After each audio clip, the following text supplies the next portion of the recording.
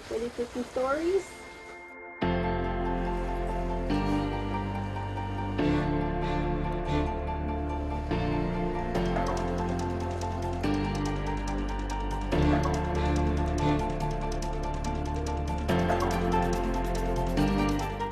Hello everyone, welcome to another session of Doxie, Fozzy, and Friends. My name is Shannon and I have with me Doxie and Fozzy Bear. And we are very excited to present some more books and some more fun times for you guys today. So our first session is going to be Go Dog Go by P.D. Eastman. Of course, these guys love hearing about other dogs and what they're doing, and this is a good book for that. You guys ready to start? Good job. All right. Go Dog Go. Dog. Big dog. Little dog. Hey, it's just like you guys. Big dogs and little dogs. Black and white dogs.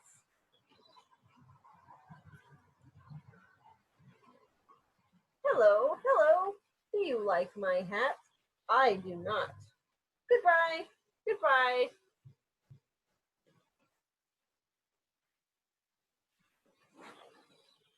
One little dog going in, 3 big dogs going out.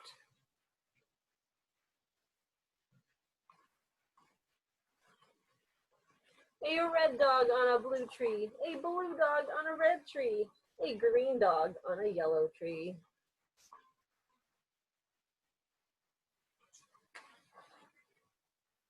Some big dogs and some little dogs going around in cars.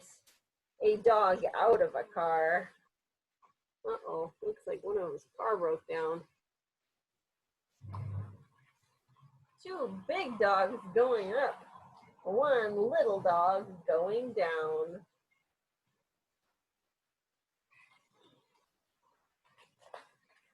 The green dog is up. The yellow dog is down. The blue dog is in. The red dog is out.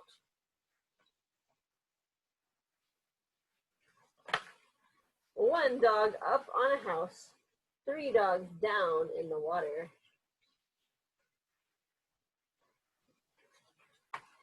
A green dog over a tree. A yellow dog under a tree.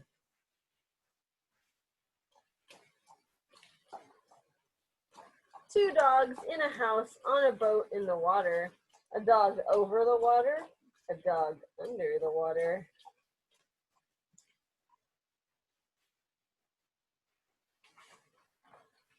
Hello again. Hello. Do you like my hat? I do not like it. Goodbye again. Goodbye.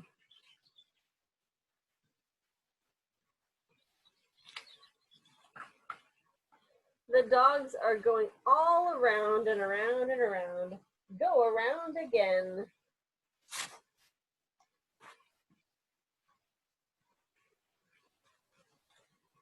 The sun is up. The sun is yellow. The yellow sun is over the house. It is hot out here in the sun. It is not hot here under the house. It was a little hot here today, huh, boys? Now it is night. 3 dogs at a party on a boat at night.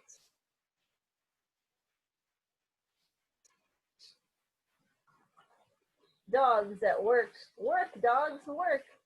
Dogs at play. Play, dogs, play.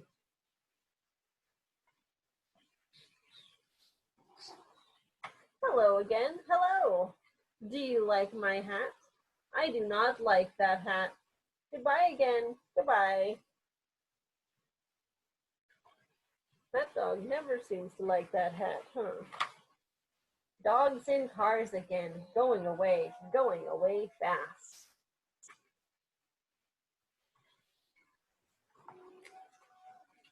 Look at those dogs go. Go, dogs, go. Uh-oh, I see a bird. Stop dogs, stop! The light is red now. Looks like they're all going, slam on their brakes. Go, dogs, go! The light is green now.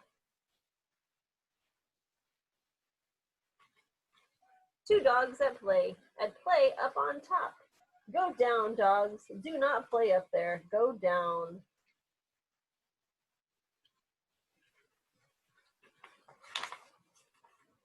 Now it is night.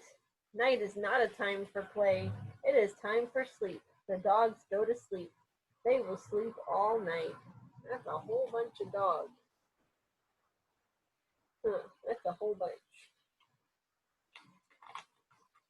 Now it is day. The sun is up. Now is the time for all dogs to get up. Get up. It is day. Time to get going. Go, dogs, go. Wow, they're all just jumping around. I wish I had that much get up and go in the morning. There they go. Look at those dogs go. Why are they going fast in those cars? What are they going to do? Where are those dogs going? Maybe we'll find out. Look where they are going. They are all going to that big tree over there.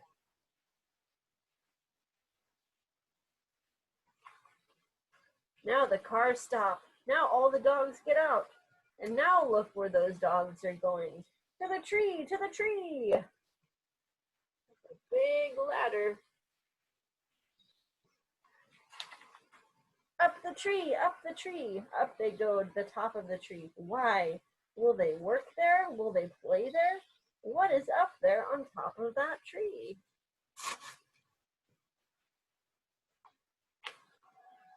A dog party, a big dog party. Big dogs, little dogs, red dogs, blue dogs, yellow dogs, green dogs, black dogs, and white dogs. They're all at a party. What a dog party. Wow, that looks like fun. Every time we've thrown you guys a dog party, we haven't had that many, huh? We need to have one that's that cool. Hello again, and now do you like my hat? I do. What a hat. I like it. I like that party hat. Oh, finally, he found one he likes. That was a very, very fancy hat. All that party stuff. Goodbye. Goodbye. The end. Those dogs were going and going, huh? So for the next part of our show, we're going to be continuing with Doxie's grooming session. So of course, these guys in the last session had their bath, and now I'll show you a little bit more about how we groom them.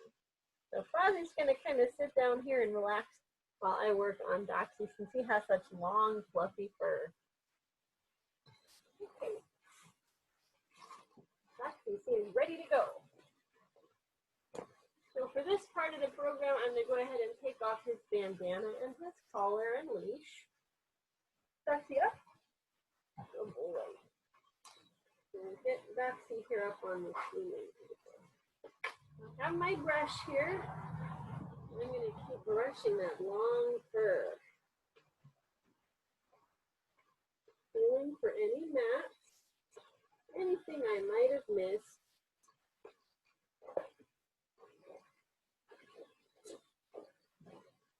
Just making sure that everything is nice and fluffy here.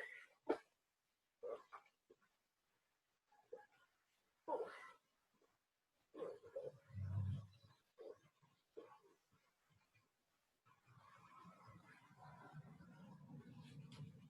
I found a little mat here on his shoulder. I'm going to work through that one.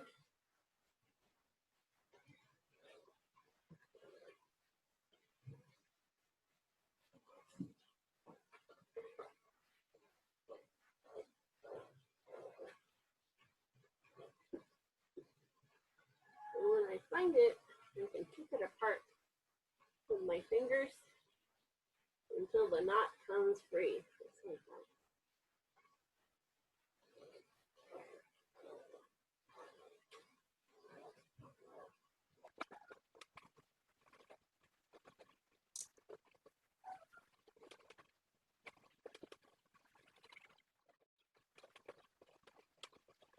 right, so now his body is all brushed out. It's very soft and silky.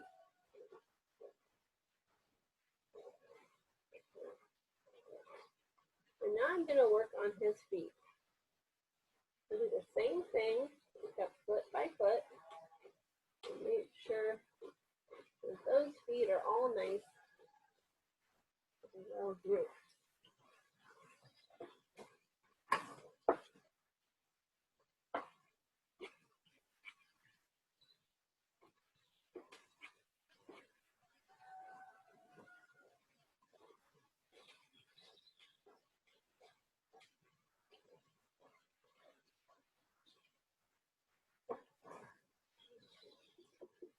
Standing up so I can get his back leg.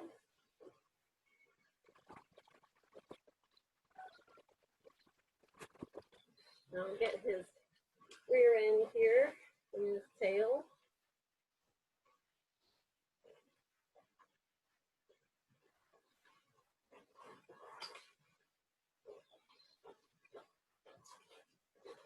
And finally his last foot here.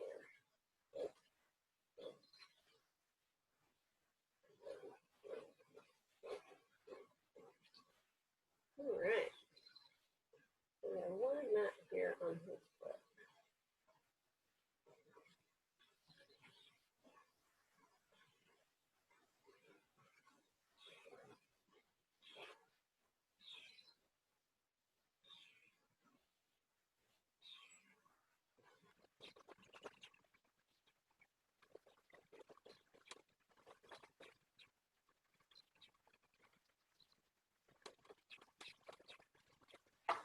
Now I groom Doxie regularly, so I didn't find any very big mats on him, only a few little ones, which I was able to pick apart and brush out.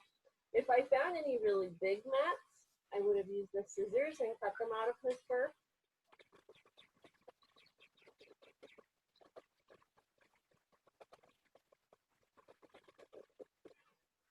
Now, if you are doing any cutting of your dog's fur, especially if there are mats, what you would want to do is to have the clump of hair like this, get your scissors, and you would go underneath, facing the body, and cut upward like that. Because otherwise, if you were to cut straight across, you might accidentally cut his skin, because you wouldn't be able to see where his skin ends and the mat begins. So always insert, kind of work it through the hair until you see it poking out the other side, and then you can cut, knowing that you're not going to get his skin.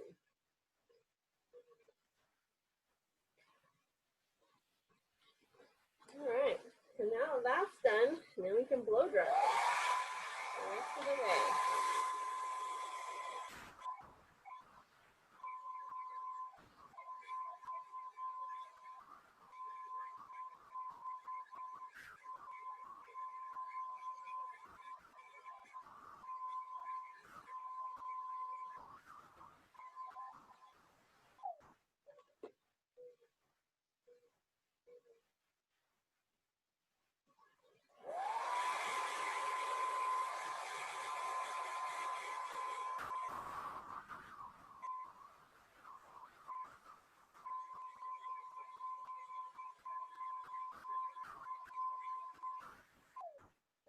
Right, you can see the hair parts easily, all nice and fluffy and full. That's exactly what we're looking for.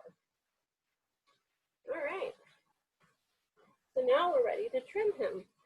But before we do that, we'll go ahead and listen to another story. Whew. You're looking good there, bud. Ready for another story, Fozzy? All right, good boy. Let's lie down. While we're on the subject of grooming, bless you, our next story is Clifford Goes to Kindergarten. And we actually dressed Fozzy up like Clifford for Halloween one time.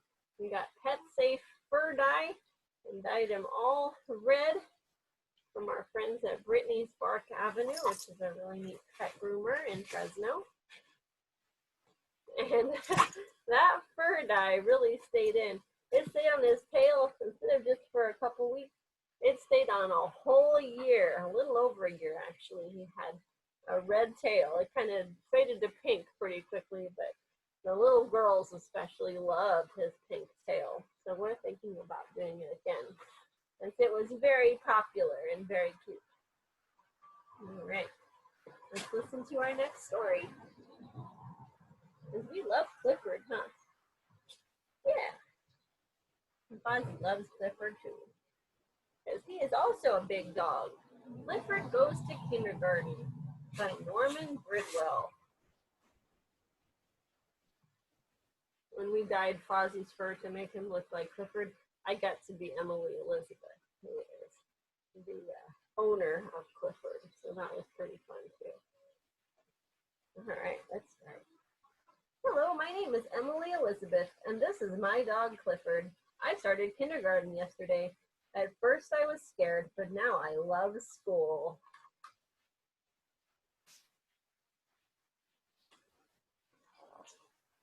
Before school started, my mom read me a book about what my first day of kindergarten would be like. She said I would make lots of new friends and learn all about writing, counting, animals, and my neighborhood. We went to see my new school. Clifford stayed outside, but just knowing he was close by made me feel better.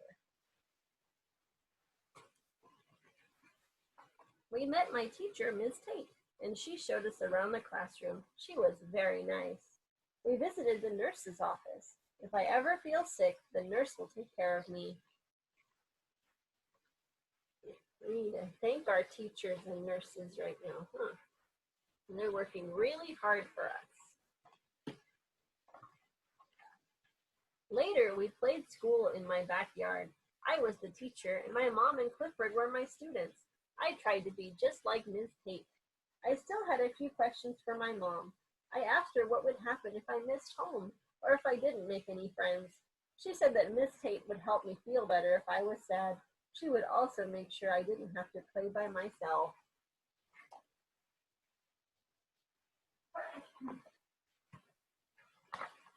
The next day, Clifford and I were playing hide and seek when a letter came in the mail. It was from my teacher. The letter said that each kindergartner could bring something from home to school on the first day to help make them feel comfortable. I knew exactly what to bring. What do you think? You think he's going to bring Clifford? Maybe, huh? Well, it looks like it. On the first day of kindergarten, Ms. Tate greeted us at the classroom door. She was very surprised to see Clifford. All the other kids brought stuffed animals, toys, or blankets. They all smiled when they saw Clifford. It was time for school to start. I said goodbye to my mom.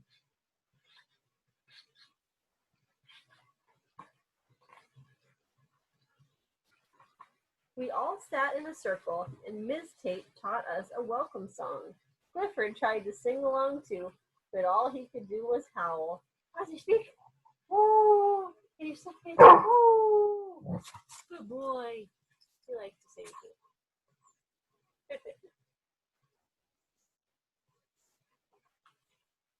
Then we all took turns going to the front of the class to answer a question on the board. Miss Tate asked the question, and we wrote yes or no. Says, did you play outside this weekend? Even Clifford had a turn.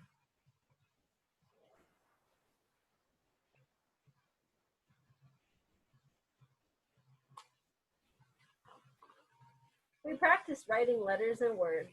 Some kids were nervous about writing. Clifford gave them kisses to help them feel better.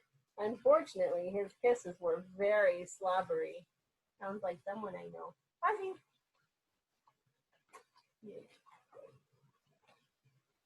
Yes. I love puppy kisses. Next, Ms. Tate asked us to paint a picture of home.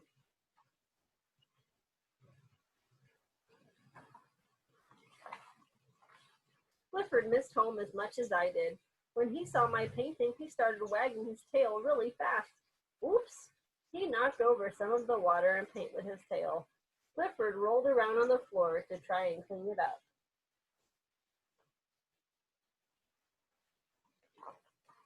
Finally, it was time for lunch. I was so hungry, so was Clifford. Everyone loved Clifford so much they wanted to give him treats. But Ms. Tate said we needed to eat our own food so we could have energy for the rest of the school day.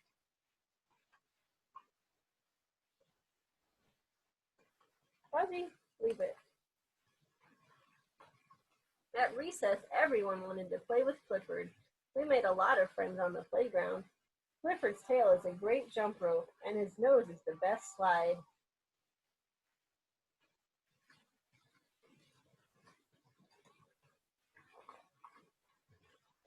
At nap time, we were all tired from playing outside, but we weren't used to sleeping on the rug. It was hard to get comfortable. That's when Clifford had an idea.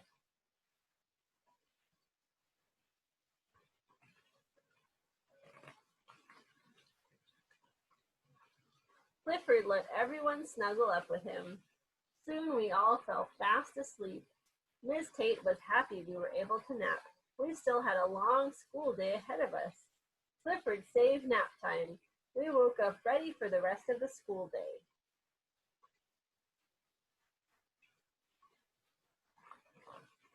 Bringing Clifford to my first day of kindergarten was a big success. I can't wait to go back to school tomorrow. I bet there's a lot of kids out there right now that can't wait to go back to school, huh? Well, some of them might have to wait until summer later. But it'll happen. It'll happen. And it'll be super cool when we do, huh? Good boy.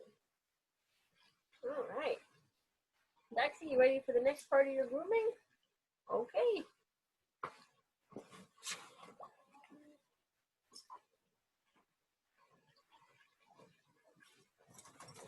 Good job. Come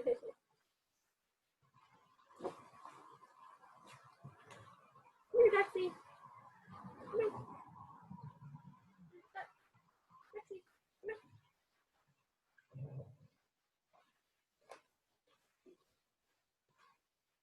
The next thing I have to do for Doxie is to give him a little bit of a trim. This right here is a pet safe razor. So it comes with a little screen you put over the top of it. That way I'm not going to cut his skin too close, and it'll keep his fur nice and even. Now with Doxie, you might have noticed he seems a little lopsided right now. I sort of have a before and after kind of look. You can kind of see how it works. And so I try and keep his fur long here in the middle of his body because people love to pet his soft, flowing fur. And he likes it too. He likes the way it blows in the wind, and he enjoys that. But some of the places where he gets a lot of gnats, especially on his underbelly, right under here, or by his legs, they tend to be problem spots, and especially around his neck and behind his ears. So I keep those areas groomed short where it rubs against his collar, and that way it keeps his mats down. And you can't really see it too much because of how his fur hangs. So it doesn't look too weird when it's done. All right.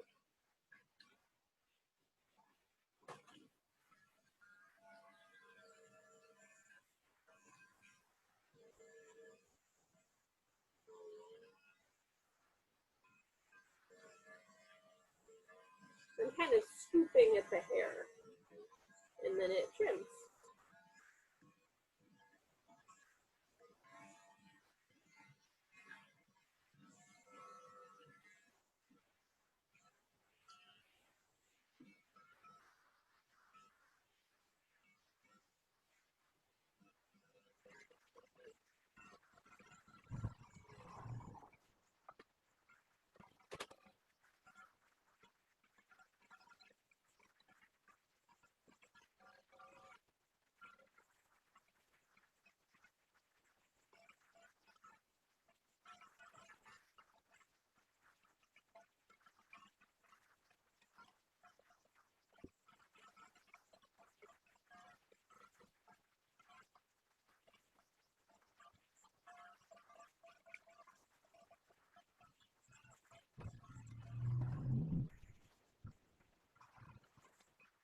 I mentioned when brushing your dog, you always want to go from the head to the tail, but you notice with the razor, I'm going the opposite way. And so that way it's pushing the hair up and it's a little bit easier to trim it.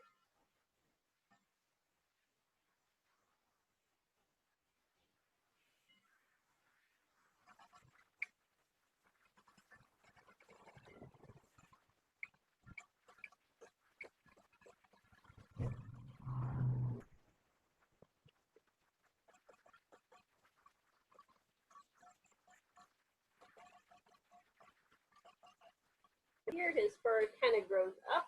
So we're going to go the opposite direction again and go down. And then with his feet, because he has those special feet that he uses for paintbrushes sometimes, I don't trim his feet too short, but I do take the scissors in between his pads and his toes up in there, where he gets mats between his toes.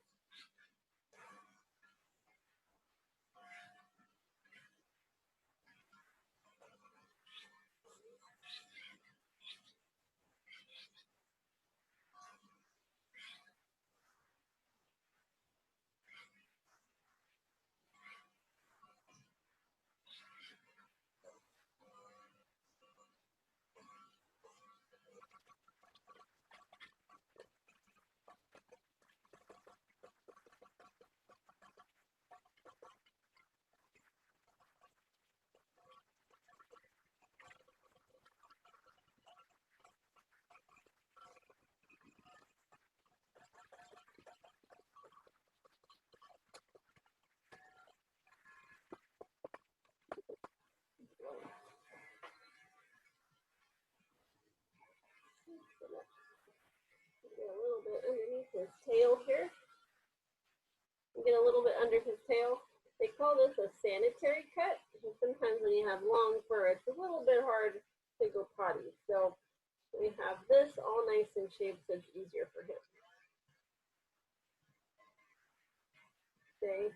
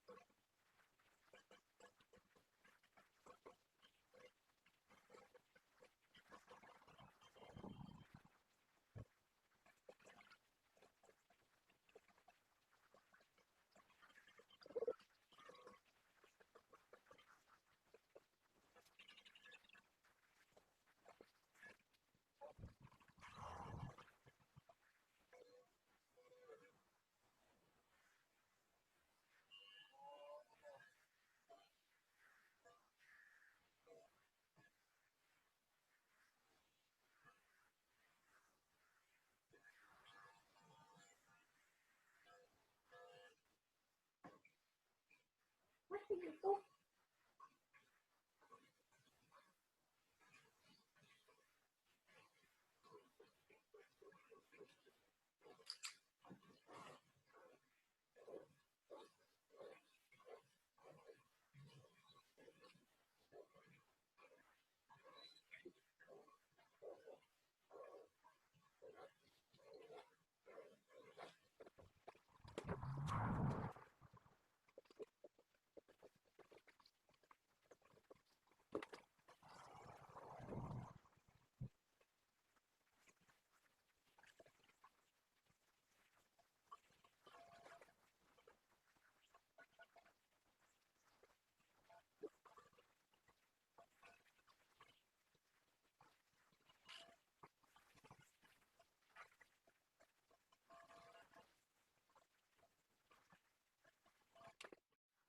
Have kind of the poodle plume tail going on, so it's got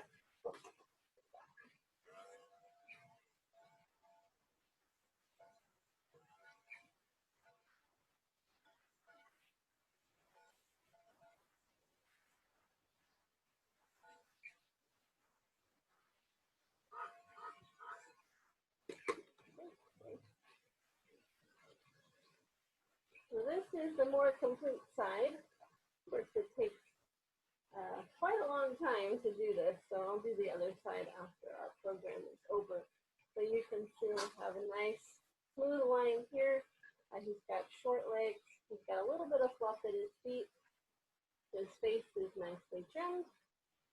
His ears have been trimmed. He's got that plume for a tail, a little bit of fluff on the end there. And then, of course, he's got the sanitary cut here at the beak end. And, of course, we can do our dog show presentation.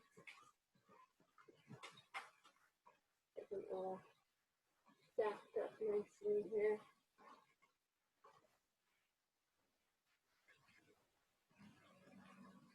Good boy. All right, good job, good job. And now he feels so good and he's so happy. Oh, he's so happy, yeah, feels good, yes. Nice and clean and groomed and brushed. Whew. We look fancy now, huh? We're so fancy. And then he gives love. Okay, so after a successful grooming session, because, you know, as you can see, he has to sit still for quite a long time, and he's very good at that. I definitely provide praise and a food reward.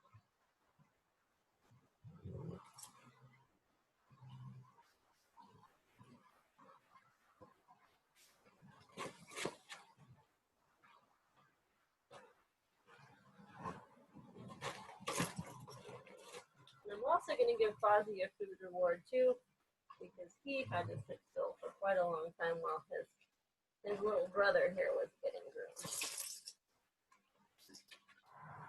So our last book is going to be Time Cat. We're continuing on where we left off with Jason and his time traveling cat Gareth.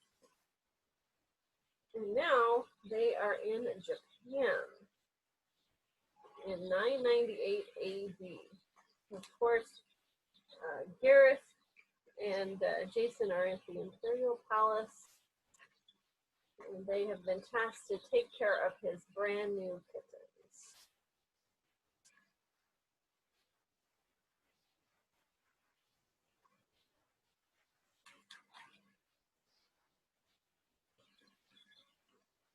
Later, after everyone had been properly fed, a procession of servants led Jason and Gareth and the kittens to their sleeping quarters in another wing of the palace. There the walls were made of sliding paper screens, open to the gentle night air. The scent of flowers filled the room.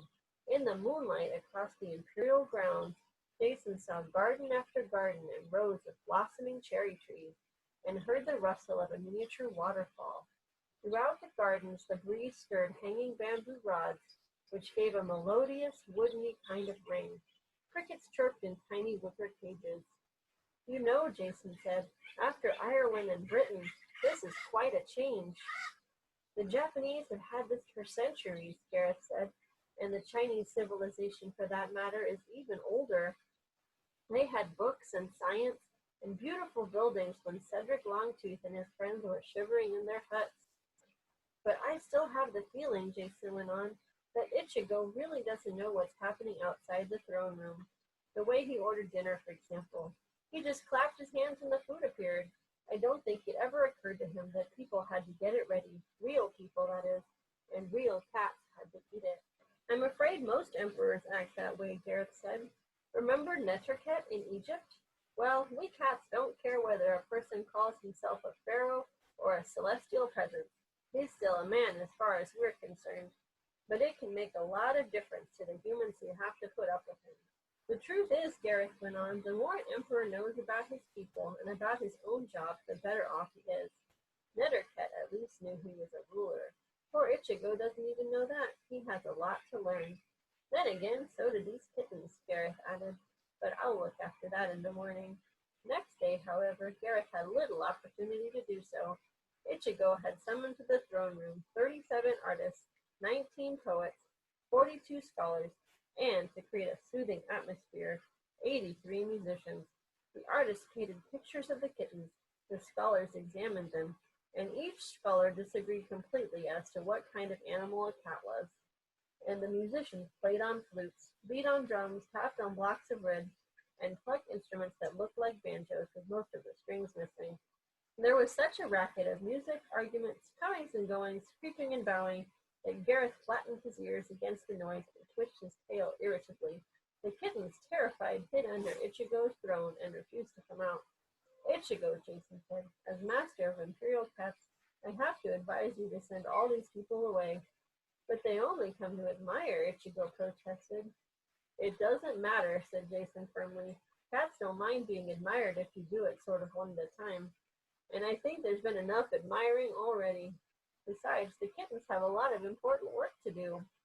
Ichigo looked disappointed again, but since Uncle Fujiwara wasn't there, he followed Jason's advice. He clapped his hands, and a few seconds later the room was empty. The kittens, one by one, poked out their heads, and Gareth finally persuaded them to come out from under the throne. With only Jason and Ichigo watching, the kittens frolicked about the room, tumbling over the polished floors. Gareth, who had been sitting quietly, slid forward slowly until he became a long black shadow amid tiny balls of black and brown fur. And the kittens raced toward the older cat. Gareth rolled to his side. Hind legs pumping, he tossed each attacked kitten in the air. The little ones pounced for his tail. Gareth kept it out of reach, pulling it away just in time. While the kittens scuffled with each other, Gareth crouched, leaping into their midst, and sent them flying. Hold the guards, Ichigo cried. They are fighting. They will all kill each other.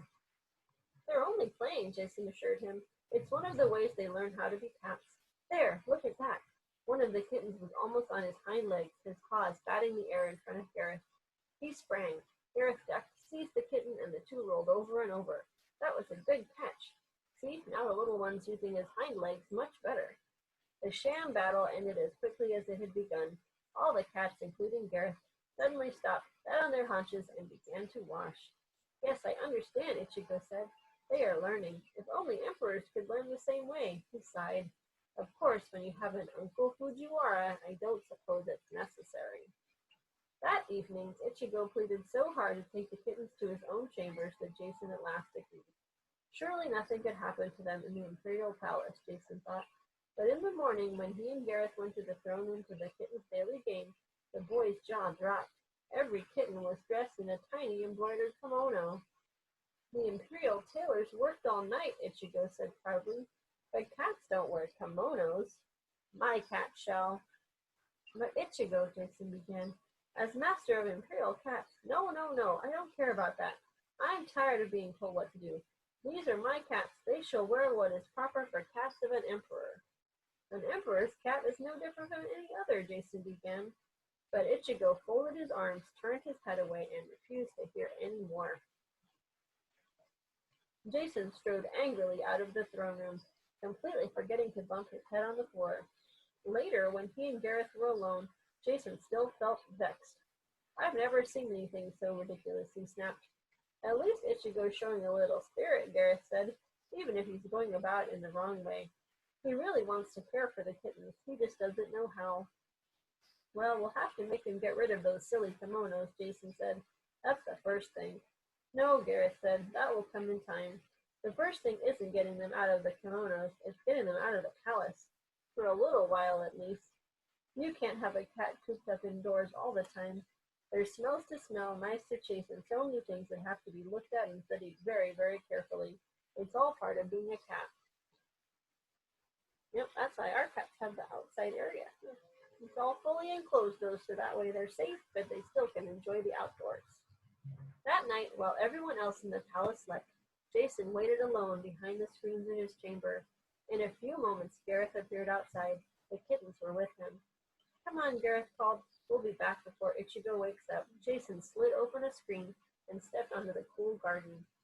With Gareth leading, they crossed the palace grounds. Avoiding the guards at the gate, they passed through the orchard of cherry trees and headed for the center of Kyoto. Behind them, still wearing the imperial kimonos, pattered the 5 kittens. So that's it for today, but we will start chapter 9, Secret Journeys, for our next session. And we will find out what adventures they have on the streets of Japan.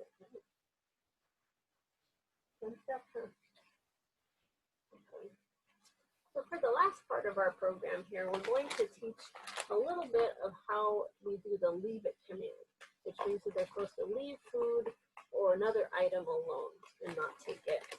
So this is something that they need to have as therapy dogs.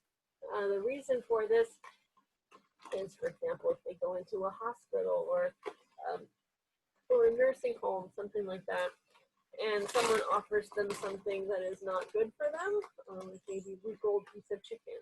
You have to be able to say, leave it, and then neither of them will take the food. So that's very important for their safety. They also have to be able to leave food and water alone when it's on the ground, too. Because maybe it's, a bucket of bleach, maybe from cleaning the floor, or maybe there's spilled chemicals or pills on the ground. You have to be able to let them know not to take that food and trust that they will be able to follow your orders. So I have bacon strips, which is their favorite, and I have pet botanics, which they like pretty well, but it's not quite as good as bacon strips. Okay. You can see they're very interested in this. Leave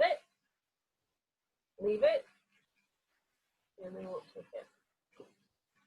But I can give them a little bit of this other piece as a reward. I have a handful of the lesser treats, the pet botanics, in my hand here, which they like, and then I have one of the bacon strips in my other hand. So what I'm going to do is put it close to him and then show him this. And if he looks at this, then I'll give him a little bit.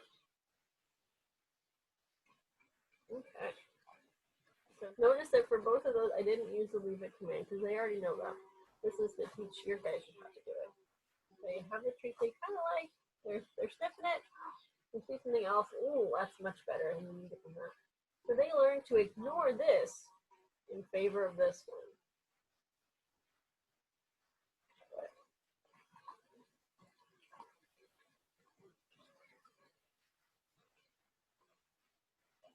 See how he's looking up at that? Look interested? Ooh, that was much better. You get a little bit of that. And so then you can work on getting it closer and closer to them and have them be much interested. He was looking only at this one.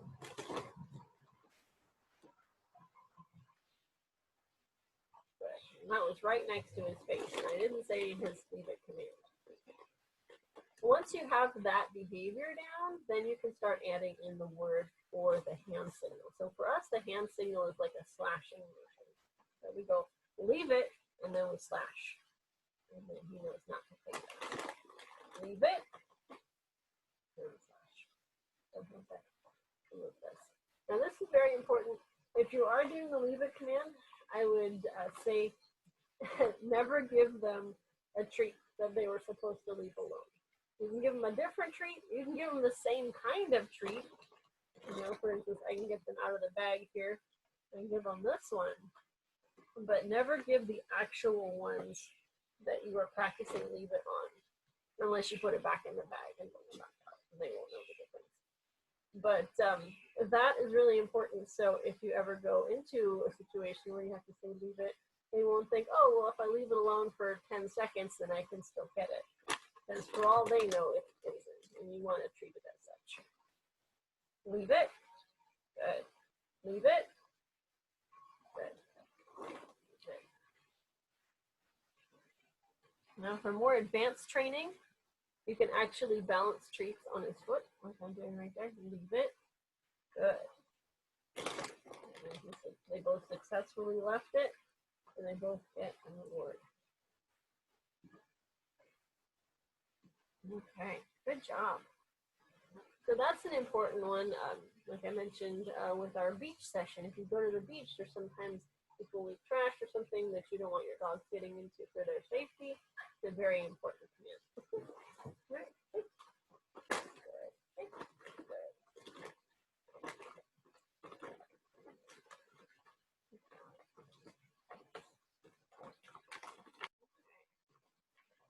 All right, well, that ends today's session with Doxie, Fozzy, and friends. I hope you enjoyed it.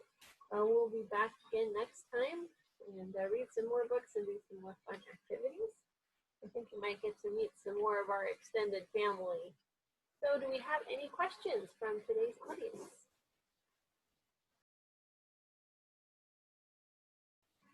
Favorite treats? Well, I mentioned they really like the bacon strips. They like the pet botanics too. They like peanut butter treats. They don't really like the kind of treats that have like milk bones, that kind of stuff. They'll eat it sometimes, but they're pretty picky, especially Doxie. They love peanut butter. They also like any meat, different kinds of meat. So sometimes we'll cook up meat for them. But yeah, those are their favorite treats. Any other questions?